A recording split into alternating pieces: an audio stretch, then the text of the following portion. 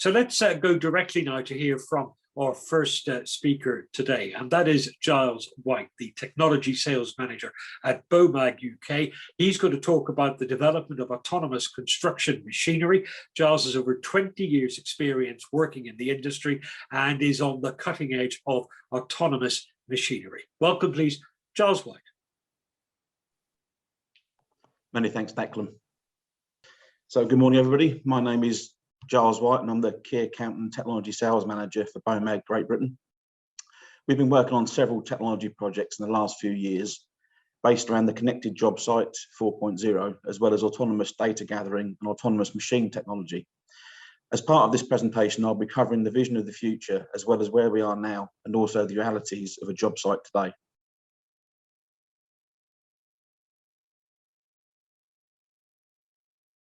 In mid-2019, the construction industry and also wider technology providers came together under the Highways England Connected Autonomous Plant Group. The goal to make the site of the future a reality with a truly collaborative approach from all parties. With this bold goal also came a bold statement. The goal is to have autonomous sites as the norm by 2035 in the UK. This is a bold goal that can be made a reality. The roadmap to the Connected Autonomous Plant goal was published in the summer of 2020. Some extracts are shown here. The ambitious target and goals along the way are set with key milestones identified.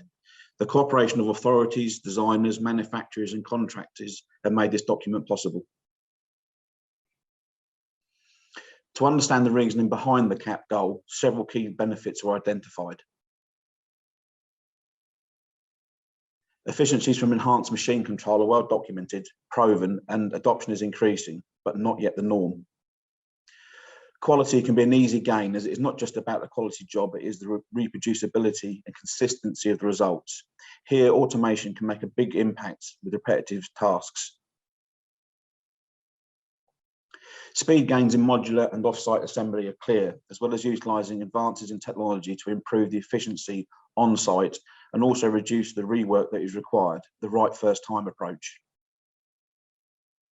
Most importantly, and as we will see with auto braking, safety on the work site can be a huge benefit. Lastly, a point that is not shown in this section is semi-autonomous and autonomous machinery can help address the shortage of skilled, experienced operators that is going to become a big issue as the number of mega projects in the UK increases. 2 weeks ago, TRL launched their recommendations for an off-highway automated vehicles code of practice. This is the next step in the CAP project. They held a webinar to introduce it to the industry, and it is now available to download and consult with online. Technology and the ability to build autonomous machines is already here. The concept of Robomag, the machine you can see here, not only brings together sensor technology and GPS, it also brings autonomous compaction control of the drum, a technology of today. This was the debut of Robomag at Bauma 2019, and here it is working in autonomous mode with a geofence boundary set for safety. So this machine can run as a remote control unit, it can run semi-autonomous where it's told what to do, or it can just be told, this is an area, compact it to the maximum, and then finish. It's a concept, but it's using technology that is available and working today to prove that it can be done.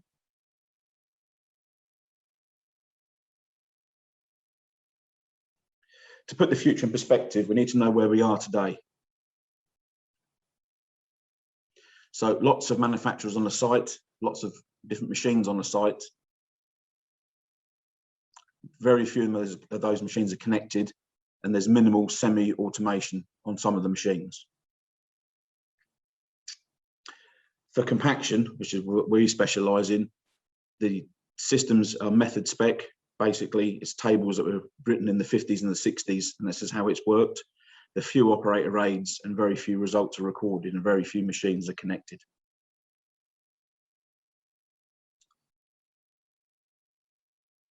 The safety element of adopting this technology is clear to see by the removal of operatives from certain areas of sites.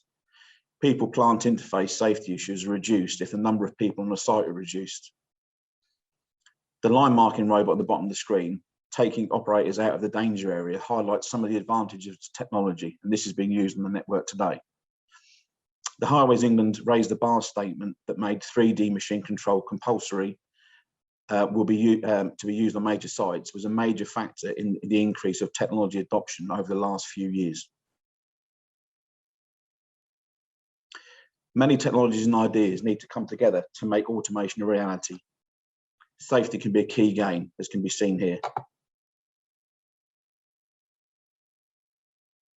The operator was unaware of the tyre coming his way. The barrier was his intended target. The roller was still accelerating as a sensor picked up the tyre and halted the roller in a controlled manner. Various sensors such as radar, as used here, LiDAR and AI-assisted cameras can be used to achieve this, or indeed a combination of sensors. Autonomy is only one part of the process to achieve the bold goal. Connected machines, big data, telematics, IoT are all key. The gains in efficiencies from digital displays for operators and the automatic recording of data are well proven around the world on all types of machinery. On compaction machinery, not having them is like asking you to walk up and down an imaginary line on rough ground precisely, forwards and backwards, while counting all day long with your eyes closed. Having the data live via the cloud is key to being able to make on-the-fly adjustments to the way work is carried out, and can mean the reduction in the number of site tests, which again removes people from danger. The standards that are now being mandated, as we've seen, give efficiencies by taking control or guiding some of the elements of the site process. The previous slide showed a connected site, and here are a selection of data maps gathered from working sites in England. As a minimum, a visualisation of the work progress for operators, as well as the automatic counting and mapping of passes, is being used. The operator is then left to concentrate on rolling the correct area, and in tests around the world, a 20 to 30% saving and unnecessary passes has been achievable. By using connected digital recording of the site data, is being shown the amount of tests that the technician has to physically make on site can be reduced, again removing people away from danger. It isn't just on mega projects that automated and connected data collection and visualization can make a difference. With intelligent compaction on asphalt, as can be seen, the operator, site supervisor and back office can all see the site as it evolves in real time.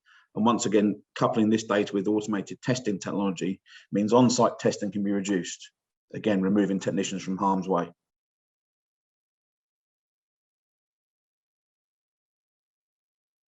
Autonomous technology doesn't mean that we have to wait for the future. The elements are already in use today on asphalt with autonomous drum control.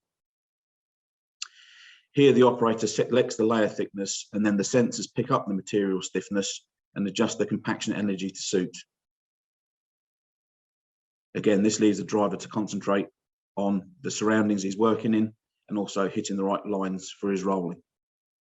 So here the machine senses the stiffness of the ground and either increases or decreases the force to make the ground stiffer, or to reduce it so it doesn't over compact. Again, this reduces failures and increases the speed of work.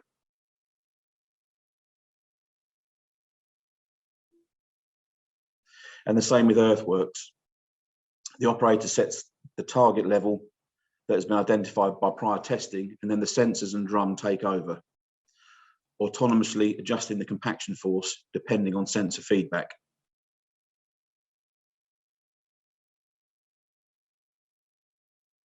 These autonomous technologies mean that the productivity gains and consistent quality gains we associated with autonomy are already here.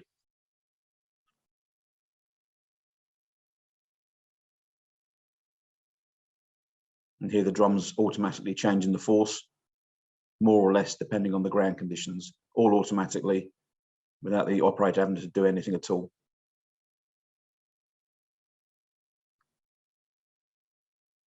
Before I end, I would like to share this film of a study completed with the cooperation of many companies into connected autonomous plants using the machines of today as a stepping stone to tomorrow.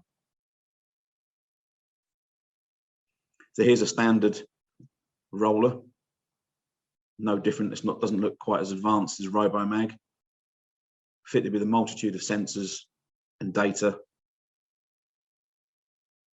And here it's been used in remote control mode, no operator in the cab.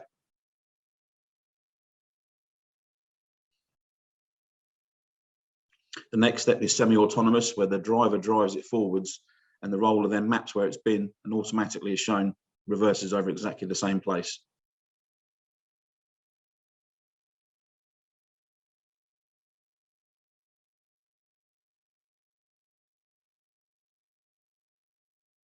And here's a safety feature. As the man walks up, touches the machine, it automatically stops. A now connected autonomous plant. The paver lays a mat of material. The rollers pick up where the paver has been, and automatically, no drivers on board, split the work between themselves and work backwards and forwards on their own. And all the data is reported back so it can be checked later.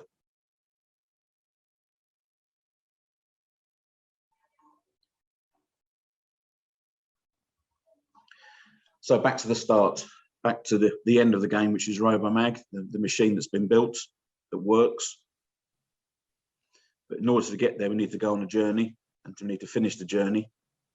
To start with, to use today's technology today, 3D machine control, 2D machine control, operator site visualizations, that can all lead to the plan for tomorrow, all part of the connected autonomous plant group, the remote control of semi-autonomous machines, dual-use machines and AI-enriched performance. By then, hopefully, we can then realise the future, which is dedicated autonomous sites, artificial intelligence planning and delivery. Thank you very much for your time. Giles, thank you. We have some time in hand for questions, and we have some questions already in our Q&A function. That's how you ask your questions to Giles. Just open up that Q&A box and type your question in. Just going back to that video that we saw of the tyre running in front of the machine and the machine stopping. Chris asks, how fast a reaction time do the autonomous brake systems have?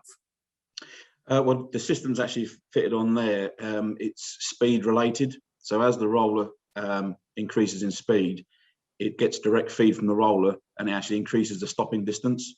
And also it throws out a larger beam for the radar to report on. So as you go slower, it decreases the amount of time it takes to stop, and the machine knows this and it will then stop.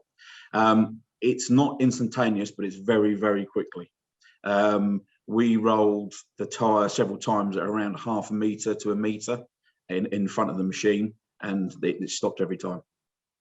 I noticed you said it was a controlled stop, so it's not flinging the, if there's a driver in there, it's not flinging them through the cab. It is something that's regulated. You mentioned a few times during the course of the presentation the impact that this could have on health and safety. Emma asks, what are the health and safety implications of technology like this? It comes from several different areas. The big one is, especially for earthworks and asphalt machines, is the reduction in the amount of testing that has to be done. The reality of testers, especially on asphalt, is that they're the last people on the job, which means they're isolated, quite generally working on their own. A lot of roadworks are now done at night, so it's a very vulnerable position. And there's various technologies that are being trialled and used now in the network to automate some of that process. But also, if we can actually do the job in a more regulated way, and we report on all the data and we can see any issues live, you don't have to go and test it if the machine's saying the job's been done correctly in the first place, or you can certainly reduce it.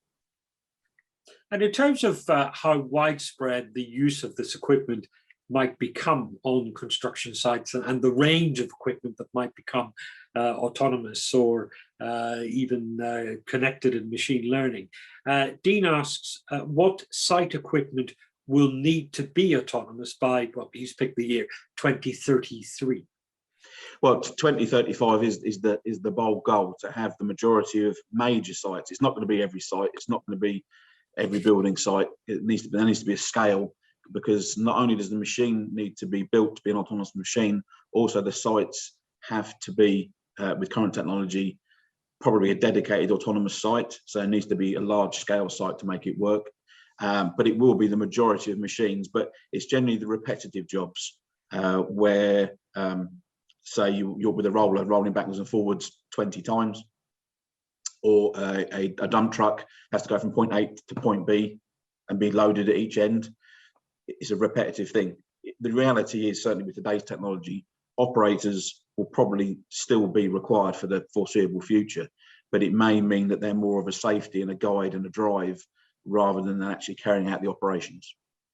And in terms of that schedule that you mentioned, Ed Barry asks, what time frame do you give for this becoming the norm?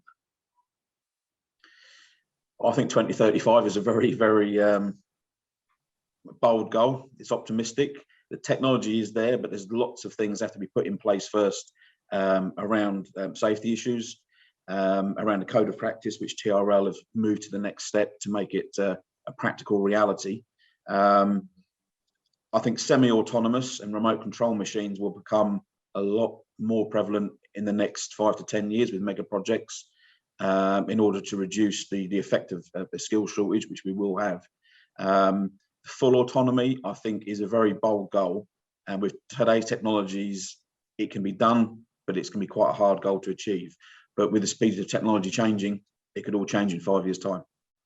But will people accept it? Rachel asked, will this technology achieve widespread acceptance and usage? I suppose another way of asking that is that you said that major sites would embrace this. What about smaller sites where perhaps the amount of money available for investment in new technology isn't as available? I think that also the industry will have to change in some ways about the whole model that it works and purchasing, leasing, hiring. If the machines become so expensive they can't be bought, is the model then to lease from the manufacturer or to lease from a certain supplier, or there'll be a central store that maybe for the major projects is owned by an authority and is then hired from the authority to complete their works. There's lots of different models. I think full automation on lots of small sites is a thing of the far future.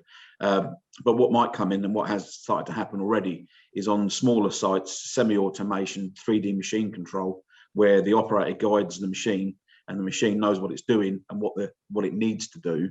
That's already happening now, and the increase in that has been massive in the last 18 months.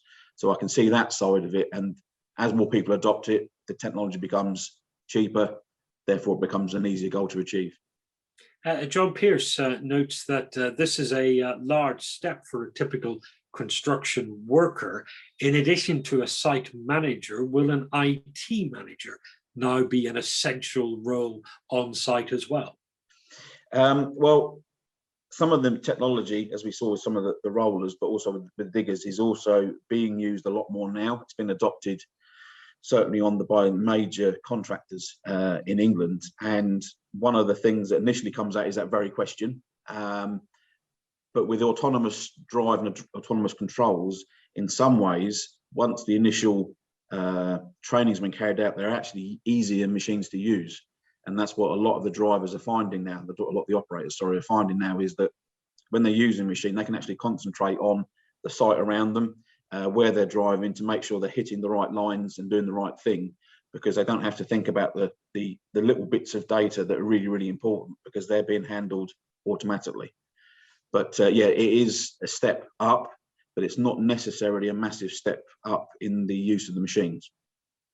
And you've talked about the benefits of the use of machines. You've mentioned health and safety. You've mentioned helping to overcome the skills shortage that perennially besets this industry. Is that actually the end game? Is it productivity? Maisie asks, how much more efficient is this technology compared to manned vehicles? Well, there have been lots and lots of studies over years, especially on the earthwork side, and I know that some of the figures are sort of 20 to 30% more accurate and higher productivity from using 3D machine control, semi-autonomous, where the operator guides it to site. It's programmed to dig and do whatever it's done, and he just controls what's happening, but the actual machine knows what it's doing and will only allow you to do what it should be doing. It works to a map that's built into it. So those efficiencies they're real, but it is a mixture of all things. It's not always going to be more necessarily time saving, but it could be a lot more accurate, which means you reduce the amount of rework, which saves money in the long run. So there's lots of different avenues, and there's lots of different ways that it'll affect the bigger schemes, certainly. And what I think is going to be the last question in our discussion, and this comes from Nora.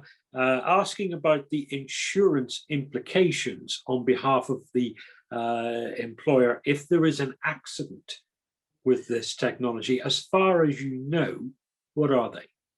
Well, this is all part of the roadmap, and also the TRL code of practice.